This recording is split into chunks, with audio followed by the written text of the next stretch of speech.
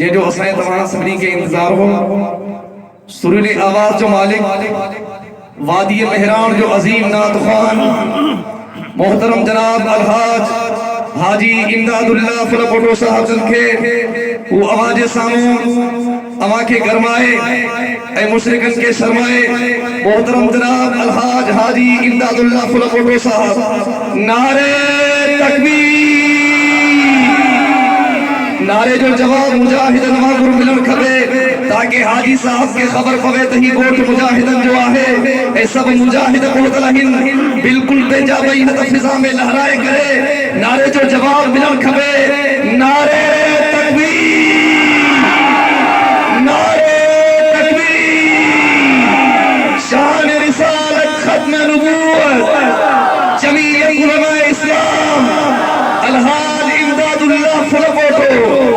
آواز ساموں الحاج حاجی امداد اللہ فلپوٹو صاحب بسم اللہ الرحمن الرحیم اللہم صلی وسلم علی نبینا محمد وعلی آلہ واصحابہ واہل بیتہ وازواجہ اجمعین برحمتک یا ارحم الراحمین بھلارے پروگرام میں اللہ تعالیٰ تمہیں اساں کے اچھن جی سعادت نصیب فرمائیا اللہ سے کو دعا ہے کہ اللہ تعالیٰ مڑنی جو اچھن ویہن بدھن بدھائن پانچ رضا جے خاطر پانچ بارگاہ میں منظور کے مقبول کرن فرمائے ادارے جے طرفان جلسو ہے اللہ کا دعا ہے اللہ تعالیٰ ہنہ ادارے کے تا قیامت قائم دائم رہائے اللہ تعالیٰ ہنہ کے نظر بد کا محفوظ فرمائے شروعات کیا تو ماں اللہ باجار جے نالے سا تھوڑو تمہاں جو توجہ ہوں دو انشاءاللہ العزیز لذت بھی ہی دی گال سمجھ میں بھی ہی دی ہکڑو دفعہ امام الانبیاء سائیں جے متوں صلاة سواری پڑھو اللہم صلی وسلم علی نبینا محمد وعلی آلہ واصحابہ واہل بیتہ وازواجہ اجمعین برحمتک یا ارحم الراحمین تجھے توحید پرستی میں سجی گزرے عمر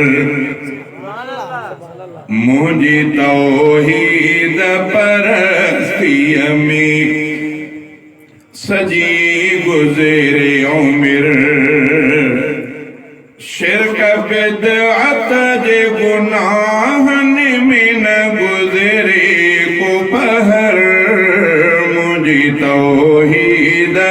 پرستی میں سجی گزرے عمر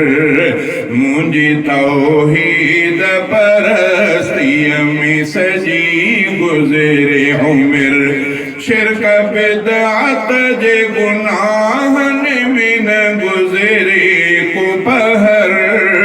مجھے توحید پرستی میں سجی گزرے عمر یا خدا تو کہ منا تو ما خدا تو ہوئی آہی تو رہ دے پیو پاک خدائی صدا یا خدا تو کہ منا تو ما خدا تو ہوئی آہی تو رہ دے خدا پاک صدا ہدے ہو دے نتھیاں ہدے ہو دے نتھیاں اہلِ عقیدے کھاکھر مجھے توحید پرستی میں سجی گزرے عمر شرک بدعت جے گناہن میں نہ گزرے کو پہر مجھے توحید پرستی میں سجی گزرے عمر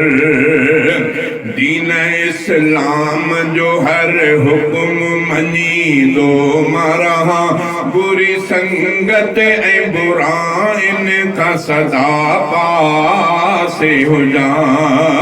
دین اسلام جو ہر حکم منی دو مارہا बुरी संगत ऐं बुरा इन खां सदा पासे हुजां मुंहिंजो नेकनि सचनि मुंहिंजो नेकनि सचनि साणु हुजे साथ सफ़र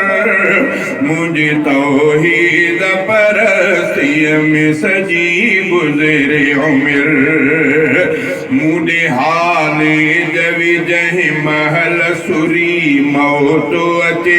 मुंहिंजे चपड़नि ते चढ़ल तुंहिंजो ख़ुदा कल्म हुजे मूंॾे हाले जवी जंहिं महल सुरी मौत अचे मुंहिंजे चपड़नि ते चढ़ल तुंहिंजो ख़ुदा कल्म हुजे